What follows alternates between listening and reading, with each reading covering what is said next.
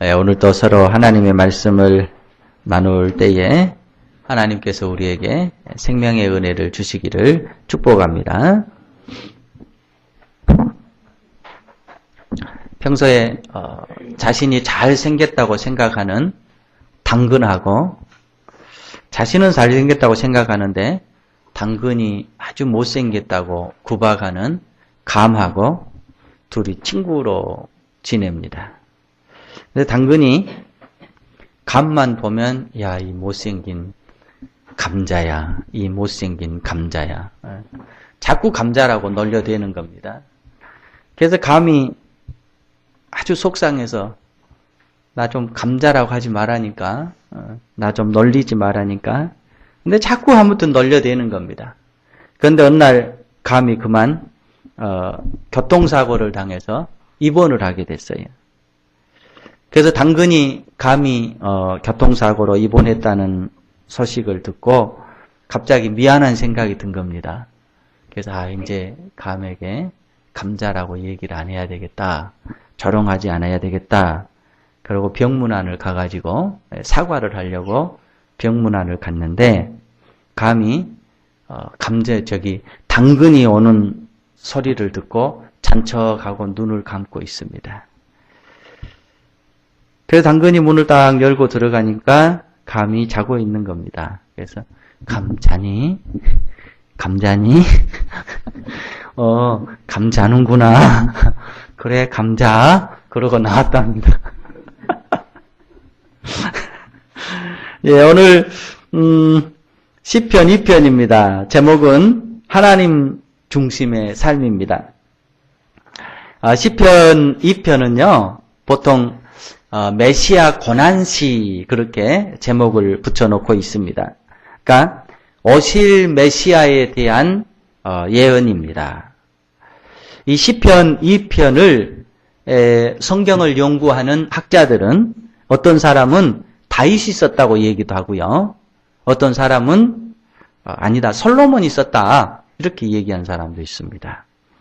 그리고 어떤 사람은 히스기야 왕이 이 시편을 썼다 그렇게 얘기한 사람들도 있어요. 나름대로 다 이유가 있고요. 근거들이 있습니다.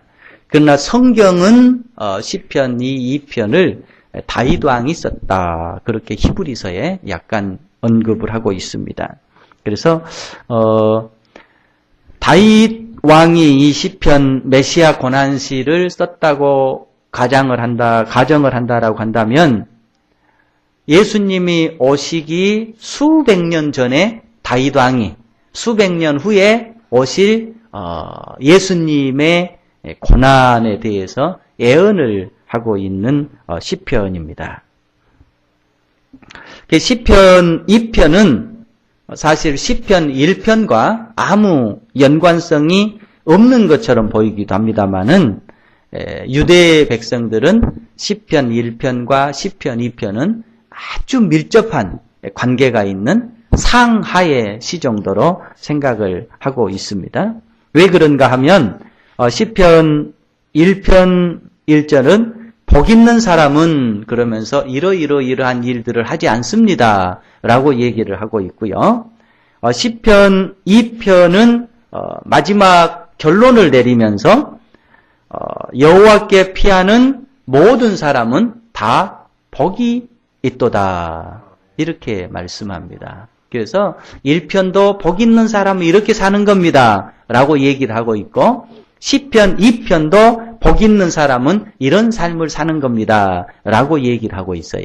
그래서 1편과 2편을 유대인들은 아주 밀접하게 관련을 해서 이해하고 있습니다. 1편, 2편 복된 삶에 대해서 얘기합니다. 복된 인생에 대한 진리를 가르쳐 주고 있습니다. 결론부터 말씀을 드린다라고 한다면 하나님을 생명으로 삼는 사람들, 그리고 하나님을 피난처로 삼는 사람들, 하나님을 자신의 인생의 원리로 삼는 사람들, 그리고 주인으로 삼는 사람들, 여호와가 자기 인생의 중심에 놓고 사는 사람들, 이런 모든 사람들은 복됩니다. 그러면서 그런 삶을 살기를 요구하고 있습니다.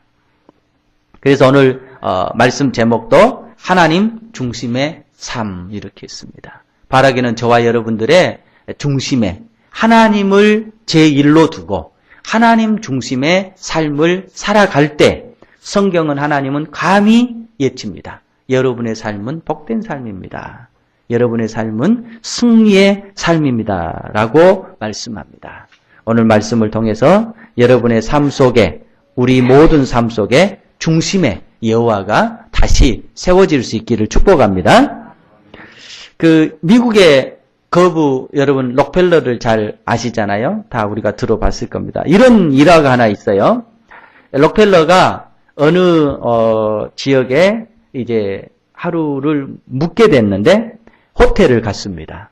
그리고 호텔 이제 로비에서 점원에게 제게 제일 싼 방을 하나 주십시오. 그러니까 첫눈에 이분이 록펠러라고 하는 걸 알아본 거예요. 그래서 직원분이 아님 손님 같은 분이 제일 싼 방을 찾으면 어떻게 합니까? 좋은 방을 쓰셔야죠. 그러니까 록펠러가 하는 말이 아니요, 저는 싼 방이 좋습니다. 그래서 직원이 다시 당신 아드님을 제가 알고 있는데 당신 아드님도 가끔 이 호텔에 묵게 되는데 당신 아들은 여기에 오면 가장 좋은 방, 가장 비싼 방을 요구하십니다. 그런데 어찌하여 당신은 가장 싼 방을 요구합니까? 그러니까 록펠러가 이렇게 얘기를 했다고 그래요. 내 아들에게는 나와 같은 부자 아버지가 있으니까 가장 좋은 방을 요구할 수 있겠지만 나는 부자 아버지가 없거든요. 말 되죠? 네. 우리 여러 가지로 우리가 의미를 생각할 수 있는데 저는 그 내용을 보면서 진정한 복 가운데 하나가 믿을 만한 아버지를 모시는 자녀구나. 예. 우리 부모님들 들으면은 어떻게 생각할지 모르겠습니다만은 이제 제 경우에 늘 그런 생각을 가지고 있었어요. 나는 참 부자 아버지도 없고 가난했고 또 이렇게 그런 생각들을 가지고 살았어요. 그런데 또 우리 친구들을 보면 아버지 때문에 어머니 때문에 집안 때문에 그냥 어렵지 않게 살아가는 친구들도 보곤 했어요. 그러면서 똑똑한 아버지, 부자 아버지 든 것도 참 복이다. 정말로 복이에요. 근데 어느 날부터 그런 생각을 바꿨습니다. 왜? 그 빈자리를 하나님께서 채워주신다라고 하는 깨달음 때문입니다. 여러분이 육신적으로 보면은 여러분의 부모님들이 어떤 위치고 잘 모르겠어요. 그러나 혹시라도 저처럼 그런 생각을 가지고 있다라고 할지라도 우리는 충분히 만회할 수 있는 길이 있고 충분히 만회할 수 있는 영원한 하나님이 우리의 아버지라고 하는 것을 늘 깨닫고 살아갈 수 있기를 축복합니다. 그래서 오늘 이 편 마지막에 여호와께 피하는 사람은 복이 있다 이렇게 말씀하고 있습니다. 오늘 이 말씀을 중심으로 해서 여러분과 세 가지를 생각하겠습니다. 먼저 1절부터 3절까지를 성경은 얘기합니다. 일반 사람들의 삶의 스타일이 이런 거다라고 얘기합니다. 1절부터 3절 말씀 제가 한번 읽어볼게요. 어찌하여 이방 나라들이 분노하며 민족들이 헛된 일을 꾸미는가? 세상의 군왕들이 나서며 간원들이 서로 꾀하여 여호와와 그의 기름 부음받은 자를 대적하며 우리가 그것에 맨 것을 끊고 그의 결박을 벗어버리자 하는도다. 여기에 보면은요, 이방 나라들이라고 하는 말이 나옵니다. 그리고 민족들이라고 하는 말이 나와요. 세상의 군왕들이라고 하는 말이 나오고 관원들이라고 하는 말이 나옵니다. 그러니까 세상의 모든 사람들을 지금 나라들, 민족들, 군왕들, 관원들 이 단어 속에 포함을 시키고 있어요. 그런데 세상의 모든 사람들이 살아가는 삶의 스타일이 오늘 말로 한다면 내 마음대로 살자. 그냥 내 뜻대로 살자. 내 계획대로 살자. 내 좋은 대로 살자. 이렇다라고 성경은 얘기하고 있습니다. 우리나라도 사실 지금 걱정 가운데 하나가 뭐냐면 노령 인구의 문제입니다. 노령 인구가 많으면 반대로 젊은 사람들이 많아버리면 문제가 안 되는 거예요. 그런데 노령 인구는 늘어나는데 반해서 밑에 젊은 인구는 자꾸 줄어드는 거예요. 그러니까 우리 젊은 사람들이 나라와 국가를 위한다라고 한다면 자녀를 많이 낳아야 돼요. 이론적으로 보면. 예. 그런데 젊은 사람들의 또 생각은 뭐냐면 자녀들을 낳아서 기르기도 힘들고 또 기르는 과정 가운데 어려움이 있고 그러니까 어떤 생각을 갖고 사냐면 화려한 싱글이 좋다 이래버리는 거예요. 싱글이 좋다라는 거예요. 그러니까 그 내면 속에는 뭐가 있냐면 간섭받지 않고 싶다라는 거예요. 자녀 때문에 간섭받지 않고 싶다라는 거예요. 예. 그러나 우리가 분명히 생각해야 될 거는요.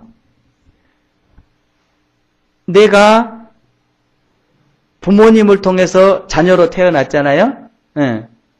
그러면 나도 그 사랑, 그 은혜, 그 정성을 또 우리 후손에게 물려야 되고요.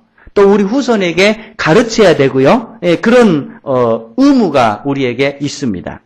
근데 지금 그 대체적으로 우리나라의 그 삶을 보면은 아무튼 간섭은 싫다라는 거예요.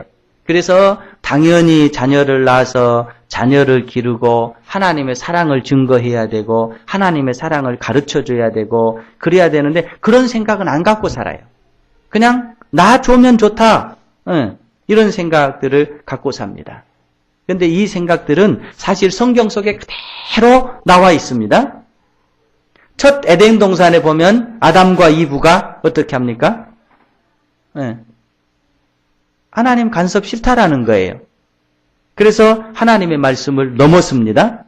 그 다음에 노아 시대에도 보면 자기 마음대로 살아요. 그리고 죄악이 간영합니다. 바벨탑 시대에도 보면 자기 마음대로 살아요. 그리고 하늘에 도전을 합니다. 예수님 시대에는 예수님의 말씀대로 또 살기가 싫은 거예요. 그래서 어떻게 되느냐? 십자가에 못 박아 버립니다. 그런데 이런 모든 것들을 보면서 하나님께서 말씀을 하시기를 헛된 일을 꾸민다 이렇게 얘기합니다. 곧 이 말은 열심히 수고하고 노력하고 애쓰지만 그 결과는 아무 소득이 없다 이런 얘기입니다. 그러니까 일반 사람들의 모든 삶의 스타일이 지금 그렇게 나아가고 있다라고 하는 것을 얘기합니다. 여러분 우리가 이유야 어찌 됐든 간에 편하게 사는 것이 편할 수가 있습니다. 그러나 편하게 사는 삶이 끝까지 편하지는 않습니다. 예. 여러분이나 저나 늘 하나님의 간섭 속에서 하나님의 말씀 속에서 하나님의 그 지도 속에서 살아갈 수 있는 성도들이 되시기를 축복합니다. 그리고 화제를 딱 바꿔버립니다. 하나님께서 바꿔서 뭐라고 말씀하시냐면은 한 왕을 소개하고 있습니다. 6절에 보니까 내가 나의 왕을 내 거룩한 산 시온에 세웠다 하시리로다. 그러니까 한 왕을 소개하면서 그 왕에 대해서 쫙 얘기를 해요. 7절에 보니까 그 왕은 하나님의 아들이다라고 얘기하고 있습니다. 내가 여호와의 명령을 전하노라. 여호와께서 내게 이르시되 너는 내 아들이라. 내가 너를 낳았도다. 한 왕을 얘기하면서 물론 이 왕은 성경을 연구하는 모든 분들은 예수 그리스도를 얘기하고 있습니다. 그 왕은 하나님의 아들이라고 얘기하고 있고요. 8절 말씀에 보면 그 왕은 만물의 주인이다라고 얘기합니다. 그리고 그 왕은 모든 권능을 가지고 계신 분이다. 이렇게 말씀을 합니다. 8절, 9절 제가 다시 읽어보겠습니다. 내게 구하라. 내가 이방 나라를 내 유업으로 주리니 내 소유가 땅끝까지 이르리로다. 그러니까 이 왕의 모든 소유가 땅끝까지 이른다고 하는 말씀은 이 모든 소유가 이 왕의 것이라고 하는 말씀입니다. 그 왕은 9절에 보니까 내가 철장으로 그들을 깨뜨리며 질그릇같이 부수리라 하시도다. 이 말씀은 모든 권능이 그의 손에 있다고 하는 말씀입니다. 그러니까 오늘 말씀은 세상의 모든 사람들이 자기 자유대로 살려고 한다. 자기 편한 대로 살려고 한다. 그런데 그 끝은 결국은 뭐냐면 아무 계획 없이 아무 소득 없이 끝나버리는 삶이 된다. 그리고 화제를 딱 바꿔가지고 한 왕을 얘기하면서 그 왕은 하나님의 아들입니다. 그 왕은 만물의 주인입니다. 그 왕은 모든 권력을 가지고 계신 분입니다. 이렇게 시편을 흘러내려가고 있어요. 하나님께서. 그리고 이제 결론 부분으로 내려오면서 뭐라고 얘기하시냐면 복된 인생이라고 하는 것이 뭔가? 그것은 그 왕과의 관계를 잘 맺는 것입니다. 이렇게 얘기하고 있어요. 그러니까 여러분이나 제가 한 생을 살아나가면서 우리가 판단의 가치의 기준이 다 틀려요. 어떤 사람은 저 사람이 멋진 삶을 살았어. 저 사람이 행복한 삶을 살았어. 이러는데 그 세상 사람들이 얘기하는 가치 기준과 성경이 얘기하는 가치 기준은 틀리는데 오늘 성경이 얘기하는 가치 기준은 그 왕과의 관계를 어떻게 맺느냐. 그 왕과의 관계성에서 결정된다고 얘기하고 있는 것입니다. 그래서 신앙을 우리는 다른 말로 관계라고 얘기를 하고 있습니다. 10절에 보니까 관계를 이렇게 맺으라고 말씀합니다. 세상의 군왕들아 너희는 지혜를 얻으며 세상의 관원들아 너희는 교훈을 받을지어다. 지혜를 얻으라 교훈을 받으라. 이 지혜 교훈이 히브리 백성들은 하나님이라고 얘기하고 있는 거예요. 그러니까 하나님을 통해서 지혜를 얻고 하나님을 통해서 교훈을 얻으라 이 말씀입니다. 잠언서 1장에 보면 여호와를 경외하는 것이 지식의 근본이여늘 이렇게 말씀합니다. 여러분 우리가 지혜롭게 산다라는 것 여러 가지가 있을 수가 있습니다.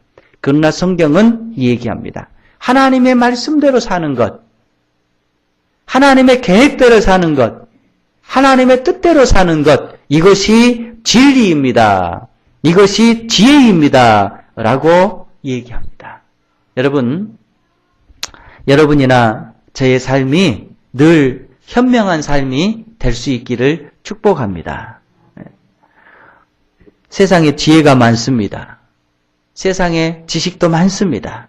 그러나 모든 지식, 모든 지혜가 다 절대적이지가 않습니다. 이곳에서는 통할 수 있지만 저곳에서는 통하지 않습니다. 오늘은 통할 수 있지만 내일은 통하지 않습니다. 그런데 영원히 변하지 않는 어떤 곳에든지 불변의 진리가 있고 불변의 원칙이 있는데 그것이 하나님의 말씀입니다. 그래서 성경은 얘기합니다. 꽃은 시들고 풀은 마르지만 하나님의 말씀은 영원하다라고 얘기하고 있습니다. 여러분과 제가 영원하신 하나님의 말씀 붙잡고 그 말씀 속에 우리의 삶을 영위해 나갈 수 있기를 축복합니다. 다음 두 번째는 그를 섬기며 그를 즐거워하라 이렇게 말씀합니다. 여호와를 경외함으로 섬기고 떨며 즐거워할지어다. 우리가 여러분 하나님을 섬긴다, 하나님을 받든다 이런 얘기를 합니다. 근데요, 하나님을 받드는 거는 제 생각에 꽤 잘한다고 생각이 듭니다. 하나님 섬기는 거는요. 그런데 문제는 뭐냐면 오늘 성경 말씀은 하나님을 섬김을 뛰어넘어서 즐거워하라. 이렇게 얘기합니다. 그러니까 이 말은 바꾸어 얘기하면 우리가 신앙생활 하는 데 있어서 하나님을 믿는 데 있어서 의무감으로 하는 것이 아니라 의무감을 뛰어넘어서 기쁨으로 영광을 가지고 하라고 하는 말씀입니다. 그러니까 때로는 여러분 주일날 그냥 오늘은 집에서 좀 따뜻한 안목에서 쉬고 싶다 이런 생각 들 때가 없습니까? 아마 있을 거예요. 저도 어떤 날은 아이고 오늘 주일날은 장로님이 좀 예배 인도하시면 좋겠다 이런 생각 듭니다. 예, 다 마찬가지예요. 예. 그런데 한편으로는 내가 주일날은 어떤 날보다 복된 날이고 어떤 날보다 소중한 날이고 귀한 날인데 이거 의무감에 내가 시달리고 있는 건 아닌가 이런 생각이 들 때가 있어요. 아마 여러분들에게도 똑같을 것입니다. 물론 우리가 하나님을 섬기는 데 있어서 의무감을 가지고 하나님의 자녀이기 때문에 하나님을 섬기는 그런 의무 속에 할 수도 있습니다. 그러나 성경은 얘기합니다. 그 의무를 뛰어넘으라고 얘기하고 있어요. 네. 주님이 기쁘기 때문에 오늘 예배가 의무감에 의해서 드려지는 예배가 아니라 기쁨으로 드려지는 예배가 되기를 바랍니다. 네. 그리고 영광, 오늘 내가 이것에 참여한 것이 영광입니다.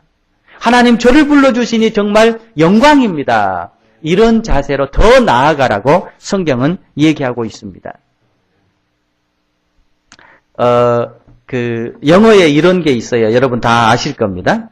이렇게 제가 누군가에게 호의를 베풀었어요. 그러면은 상대가 땡큐 이러잖아요. 그럼 우리가 뭐라고 얘기하지요? 보통 You are welcome 이럽니다. 괜찮아요. 이런 얘기를 해요. 이것은 뭐냐면 그냥 내가 한 거예요. 당연스럽게 한 거예요. 예, 이게 멋진 인사법이에요. 그런데요, 더 멋진 인사법이 있대요. 그것은 뭐냐면 It's my pleasure. 이거는 뭐냐면 그냥 한 거예요가 아니라 제가 기뻐서 한 거예요. 그러니까 내가 당신을 도왔어요. 그러니까 당신이 반대가 고맙습니다 라고 할 때 괜찮아요 이런 것이 아니라 아니요 이건 내가 기쁨으로 하는 겁니다 하는 것이 더 고차원적인 인사라는 거예요. 그러니까 감사합니다 했는데 상대가 괜찮아요 하는 것보다 아니요 이건 내가 기쁨으로 감당한 겁니다. 그러면 내 쪽에서 어떻게 되는 거예요? 더 기분이 좋겠지요. 그런데 그거보다 더 높은 인사법이 있어요. 뭐냐면 It's my privilege 이런 겁니다. 이거는 뭐냐면 의무도 아니고 내가 기쁨도 아니고 그걸 하는 거는 내게 영광입니다. 이런 뜻이에요. 그러니까 가끔 이런 얘기를 해요. 우리가 조금 저하고 거리가 있고 뭔가 좀 상대가 안 되는 사람이에요. 그런데 내가 식사를 한번 대접하고 싶어요. 그러면 제 식사 한번 대접할 수 있는 기회를 주십시오. 이렇게 얘기할 수 있어요. 그러나 상대에게 더 기분 좋은 거는 뭐냐면 제가 식사를 한번 대접할 수 있는 영광을 제게 주십시오. 이게 무슨 말입니까? 내가 식사 대접할 수 있는 것, 당신이 그런 기회를 준다라고 한다면 내게는 뭐라는 거예요? 영광입니다. 라는 뜻이에요. 영광입니다. 그러니까 어떤 청년이 그랬대요. 사랑하는 여인이 있는데 어떻게 고백을 할 수가 없는 거예요. 그래서 꽃한송이를 딱 들고 무릎을 꿇고 내가 당신에게 꽃한송이 드릴 수 있는 영광을 주십시오. 자, 그 고백을 받았다고 해봐요. 내가 당신 사랑하게 해주세요. 이거보다 몇 배 멋진 거잖아요. 그러니까 하나님 편에서도 마찬가지예요. 하나님, 오늘도 제가 당연한 의무로 하나님 앞에 나왔습니다. 멋질 수 있어요. 그러나 더 멋진 거는 뭐냐면은 하나님, 오늘 저는 이 자리에 기쁨으로 나왔습니다. 하나님의 이름을 부르는 것이 저는 너무너무 기쁩니다. 하나님을 생각하는 것이 너무너무 행복합니다. 이 멋진 거예요. 그러나 더 멋진 거는 뭐냐면 하나님 이 영광의 자리에 저를 불러주시니 이 부족한 사람이 이 영광 받게 돼서 몸둘 바를 모르겠습니다. 하나님 감사합니다. 이건 제게 영광입니다. 예. 이게 오늘 성경 말씀대로 섬기며 즐거워하라고 말씀합니다. 이런 생각을 잘 깨달았던 사람이 누구냐면은 사도 바울입니다. 그래서 사도 바울이 고린도서에서 뭐라고 얘기하냐면 그런즉 너희가 먹든지 마시든지 무엇을 하든지 하나님의 영광을 위해서 하라. 이렇게 얘기합니다. 여러분 오늘 이 말씀을 통해서 저와 여러분이 남은 날 동안 우리의 신앙생활이 의무의 신앙적인 삶이 아니기를 축복합니다. 예. 하나님, 저는 하나님이 기쁩니다. 하나님이 감사합니다. 하나님이 즐겁습니다. 예. 기쁨으로 감당하시고 더 나아가서 하나님을 믿을 수 있는 게 제게는 영광입니다. 하늘에 하나님께서 저를 불러주시니까 저는 영광입니다. 예. 이렇게 하나님 앞에 하나님 저의 모든 삶이 이제 하나님 앞에 영광을 돌리는 삶입니다. 예, 이런 삶이 있기를 축원합니다. 이 말씀이 즐거워하라고 얘기합니다. 마지막 하나는요. 그에게 입맞추라. 12절에 보니까 그의 아들에게 입맞추라. 이렇게 얘기합니다. 유대 관습에 보면 입맞춤은 두 가지 종류가 있다고 합니다. 하나는 뭐냐면 이렇게 서로 정을 나누는 겁니다. 서로 이렇게 사람들끼리 인사할 때 서로 입을 맞추는 겁니다. 그리고 서로 작별할 때 입을 맞추는 겁니다. 이거는 일반사회에서 서로 친근감이라든지 서로 애정이라든지 이걸 나누는 스타일입니다. 그런가 하면 또 하나의 전혀 다른 입맞춤이 있는데 이것은 군주 앞에 신하가 충성을 맹세하면서 하는 입맞춤이라고 합니다. 그러니까 우리가 가끔 영화를 보면 그러잖아요. 왕은 딱 앞에 앉아 있고 신하가 무릎 꿇고 딱 그 앞에 와서 발에 입을 맞추고 어떨 때는 손에 입을 맞추고 이런 모습을 우리가 영화 속에서 보게 됩니다. 이게 뭐냐면 나는 당신의 종입니다. 당신은 내게 주인입니다. 그것을 잘 알고 제가 충성을 하겠습니다. 그런 충성의 제스처라고 하는 것입니다. 그러니까 이 말이 바로 그 말입니다. 하나님 주인이십니다. 예수 그리스도 주인이십니다. 그 예수 그리스도 앞에 생명을 얻고 그 얻은 생명을 통해서 이제 남은 생 주님 앞에 충성하며 헌신하면서 사십시오. 그런 말씀입니다.